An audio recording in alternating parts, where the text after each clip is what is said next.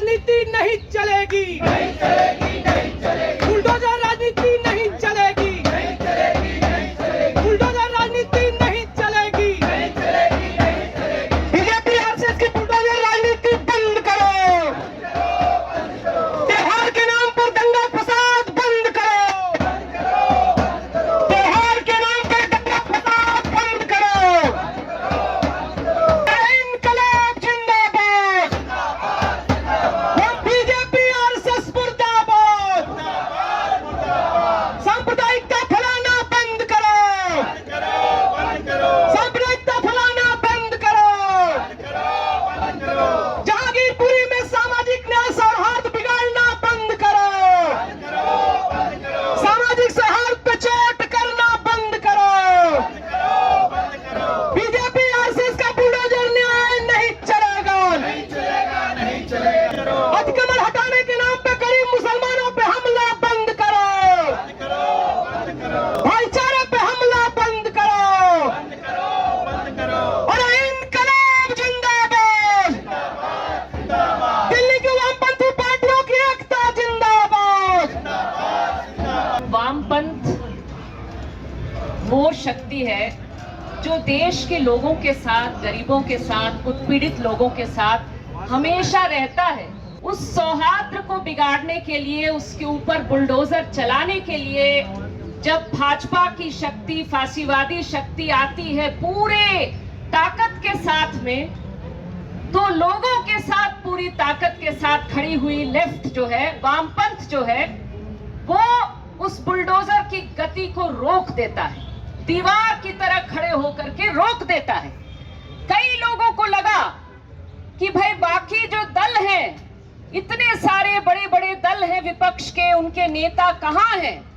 एक विपक्ष का दल है, दिल्ली में सरकार चला रहा है और वो वही भाषा बोल रहा है बीजेपी वाली, और उसके लोग जो है वो पीडब्ल्यूडी के लोग, वो एनडीएमसी एमसीडी के साथ जुड़ करके बुलडोजर चलाने में लगे हैं, आम आदमी पार्टी वाले। बाकी जो दल है वो कहाँ है? क्यों है कि जो सीनियर लीडर्स है वामपंथ के, वो पहुंच जाते हैं, वो खड़े हो जाते हैं बुलडोजर के सामने।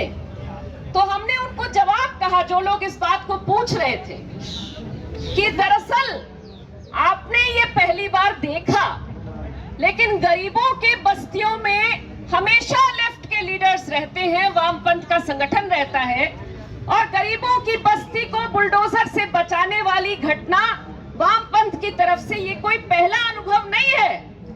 और क्योंकि ये काम हम हमेशा करते हैं, जाहिर सी बात है कि हमारी तैयारी यहां करने के लिए भी है और हमने उसको बखूबी किया। लेकिन जो चैलेंज है हमारे सामने वो ये है कि पूरे देश में ये जो नफरत का बुलडोजर है, जो गरीबों को बांट रहा है और उसके बाद उनको बांटने के बाद में अडानी अंबानी का राज वहां स्थापित कर रहा है, उसे कैसे रोका जाए? सबसे पहले मेरे ख्याल से समझने वाली बात यह है कि जो इस पे जो कहानी बना रही है मीडिया, जो गोदी मीडिया है, उस कहानी को चैलेंज करना सबसे बड़ा चैलेंज बन के हमारे सामने है, और हम कर सकते हैं इसको चैलेंज। ये चला रहे हैं ये बात कि हिंदू अपना धार्मिक प्रदर्शन चलाते हैं, उसके ऊपर मुसलमान लोग पथराव किए तो दंगाई कौन हुआ? मुसलमान हो गया। और ये जो दंगाई मुसलमान है, ये अतिक्रमण किए हुए हैं। अतिक्रमण इन्होंने सरकारी जमीन पे तो किया ही है, क्योंकि ये गरीब हैं, झुग्गी में रहते हैं, अनऑथराइज्ड कॉलोनी में रहते हैं, लेकिन इन्होंने देश में भी अतिक्रमण किया है, क्योंकि ये बांग्लादेशी हैं, रोहिंग्या हैं, फला हैं, ढिमाका है, ये सारी चीजें जो ये बोलते हैं, उसके बाद वो कहते हैं कि फिर इसकी वजह से हमने बुलडोजर चलाया।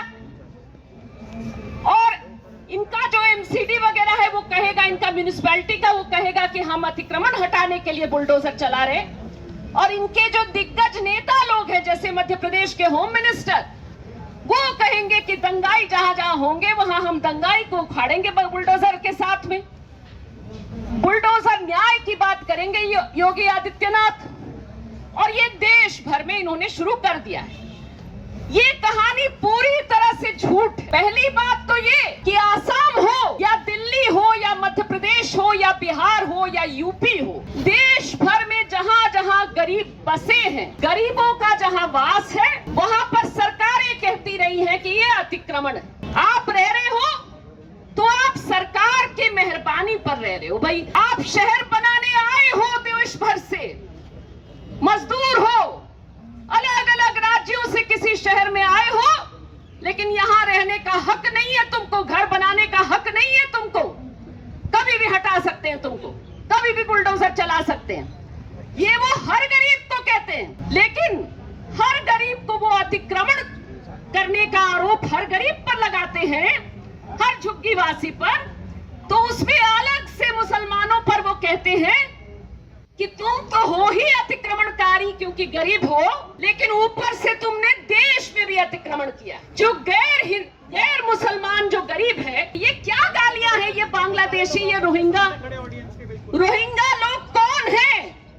देश के हर गरीब को समझना चाहिए कि रोहिंग्या जो है वो म्यांमार के यानी बर्मा के वो सदियों से बसे हुए गरीब मुसलमान है, जिनके बारे में म्यांमार ने कह दिया कि आप यहाँ के नागरिक हो ही नहीं, और उनकी जनसंहार करने के लिए उनकी कोशिशें चल रही वहां पे। वहां से भागने को मजबूर हो रहे। कौन अपना घर बार छोड़ करके भागना चाहता है? तभी भागते हैं जब कोई जान लेने के लिए, आपको काटने मारने के लिए पीछे से कोई दौड़ा रहा हो, तब कोई अपना घर छोड़ करके बिना कुछ भी हाथ में लिए हुए, बस एक पोटली हाथ में लिए बच्चों को किसी तरह से संभाले हुए रोहिंग्या लोग भाग रहे हैं। ज्यादातर लोग बांग्लादेश गए। यहाँ कुछ संख्या, कुछ हजार, ज्यादा नहीं, 10-20 हजार लोग, बहुत होगा तो 10-20 हजार, उससे कम ही है, वो भारत में है। आप उनको, उनके नाम को, उनके शब्द को आपने गाली बना दिया। ये शरणार्थी हैं। शरण देने की बात तो दूर, आप उनके पहचान को आपने गाली बना दी, और भारत के हर मुसलमान के चेहरे पर, उसके मत्थे पर आप उस गाली को चिपका दे रहे हो। बांग्लादेशी, ये क्या गाली है भाई? जहांगीरपुरी में जो जिनके दुकानें टूटी वो बांग्ला भाषी है, बांग्लादेशी नहीं है। लेकिन अगर होते भी तो भारत से लोग क्या बांग्लादेश में जाकर के आज नौकरी नहीं कर रहे हैं? बीएसएफ के लोग बता रहे हैं कि बॉर्डर पे आजकल, क्योंकि हमारे देश की इकोनॉमी को, हमारे देश के अर्थतंत्र को ठप कर रखा है नरेंद्र मोदी ने, बांग्लादेश में कुछ बेहतर चल रहा है, तो यहां से गरीब बॉर्डर क्रॉस करके बांग्लादेश में जाते हैं काम करने। क्या भारतीय होने को गाली बना देना चाहिए बांग्लादेश में? ऐसा नहीं है। जैसे नेपाल से लोग आते हैं यहाँ काम करने, जैसे वैसे ही बांग्लादेश से भी लोग आएंगे। अब उनमें से आप चुन चुन करके कहेंगे कि जो आएगा अगर वो मुसलमान होगा तो उसके नाम को हम गाली बना देंगे। ये इस चीज को पहचानने की जरूरत है और इसके खिलाफ बोलने की जरूरत है। न्याय तंत्र की जहां तक बात है, सुप्रीम कोर्ट ने एक थोड़ी देर के लिए रोक तो लगा रखा दिल्ली में बुलडोजर चलने पर, लेकिन सुप्रीम कोर्ट ही नहीं, तमाम जो कोर्ट्स है, तमाम जो अदालतें हैं इस देश में, आप समझिए कि बुलडोजर सिर्फ गरीब के घर पर नहीं चल रहा, सिर्फ मुसलमान के घर पर नहीं चल रहा, ये हमारे देश के संविधान पर बुलडोजर चलाने की कोशिश में है। क्योंकि आरएसएस वाले ये कभी चाहते ही नहीं थे संविधान बने। हमेशा कहते थे कि मनुस्मृति को ही संविधान बन के रहने दो, मनुस्मृति रहेगा देश का संविधान। और आज वो उसी कोशिश में है संविधान को ढा करके उसकी जगह पे मनुस्मृति रख देने की। बाबरी मस्जिद को किस तरह से इन्होंने सुप्रीम कोर्ट को ठेंगा दिखा करके तोड़ा था 1992 में, आज इनकी कोशिश है कि हर गली में जो हर छोटी सी मस्जिद होती है उसको बाबरी मस्जिद बना दो, हर मुसलमान के घर को, हर मुसलमान के ठेले को बना दो बाबरी मस्जिद, और इसे तोड़ने का तांडव मचाओ, पूरे देश में तांडव मचाओ। तांडव मचेगा। लोग जो है, जो गरीब नौजवान है, जिनको रोजगार जिनके हाथ से छीन ली गई, उनको नशे का, कौन सा नशा, नफरत के नशे की गोली खिला दो। नफरत के नशे में झूमेंगे, गंदी गंदी गालियां देंगे, गंदे गंदे धमकियां देंगे मस्जिद के सामने जाकर के। क्यों भाई? रामनवमी मनाना है, हनुमान की पूजा करनी है, कर सकते हैं आप। उसके लिए मस्जिद के सामने गाली देना, ये कौन से ग्रंथ में लिखा है? कौन से हिंदू ग्रंथ में लिखा है कि ऐसा करना जरूरी है? अभी ईद मनेगा, ईद की खूब सेवैयां खाइए, बढ़िया से मनाइए ईद को, भाईचारे में, सौहार्द में। ये हमारा भारत है कि सब एक साथ में होली मनाएंगे, सब दिवाली की मिठाइयां खाएंगे, सब ईद की मिठाइयां खाएंगे, एक साथ में प्यार मोहब्बत से रहेंगे। लेकिन जो देश को तोड़ने का काम कर रहे हैं, वो सत्ता में बैठे हैं मोदी सरकार और भाजपा, ये बांटो राज करो की राजनीति कर रहे हैं।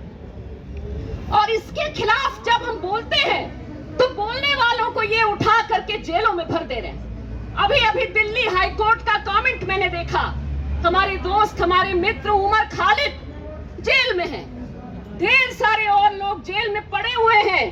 खालिद सैफी ये तीसरा ईद होगा, वो घर नहीं आए हैं। उनके छोटे बच्चे, उनकी पत्नी जो है राह देख रहे हैं। उनके बारे में दिल्ली हाईकोर्ट कह रही है कि भाई आपने प्रधानमंत्री के भाषण को जुमला कैसे कह दिया?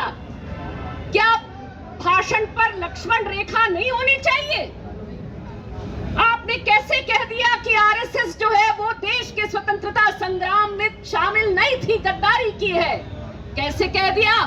क्या कोई लक्ष्मण रेखा नहीं होनी चाहिए? ये पूछ रहे हैं दिल्ली हाईकोर्ट के जज साहब, जरा बता दीजिए कि जो लोग गोली चला रहे हैं, गाली दे रहे हैं, जो कह रहे हैं कि बलात्कार कहेंगे, गंदी गंदी गालियां दे रहे हैं मुस्लिम औरतों को, जो लोग कह रहे हैं, गंदी गाली दे करके कह रहे हैं कि जब हम काटेंगे तो राम राम चिल्लाएंगे गरीब मुसलमान, उनके लिए कहां है लक्ष्मण रेखा? आप उमर खालिद को बेल नहीं दे रहे, खालिद सैफी को बेल नहीं दे रहे, गुलफिशा को नहीं दे रहे बेल, और बेल दे रहे हैं यति नरसिंहानंद को, बेल दे रहे हैं बजरंग मुनि को। तमाम जो गंदी गालियां दे रहे हैं हिंदू के नाम पर, ये हिंदू कहां है?